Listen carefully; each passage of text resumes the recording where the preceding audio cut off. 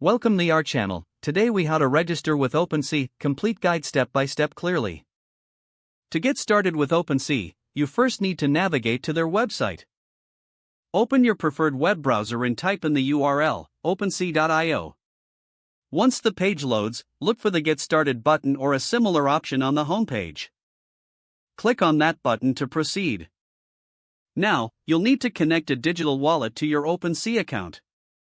If you don't have a digital wallet yet, you can choose from popular options like MetaMask, Coinbase Wallet, or others directly on the site. After selecting your wallet, you'll be prompted to install it if you haven't already. Follow the on-screen instructions to set up your wallet. Once your wallet is ready, return to the OpenSea homepage. Click the wallet icon located in the top right corner of the page. A pop-up will appear asking you to connect your wallet. Select the wallet you wish to use from the list. Follow the prompts to complete the connection process.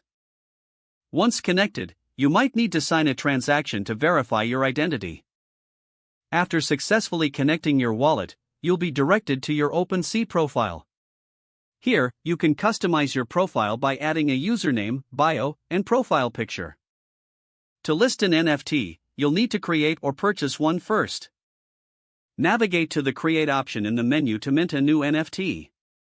Upload your digital asset, fill in the details, and then click Create. Your NFT is now live on OpenSea. To buy or sell, simply navigate through the marketplace.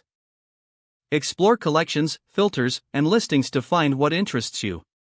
When you find an NFT you'd like to purchase, click on it for more details. Follow the prompts to complete your transaction through your connected wallet.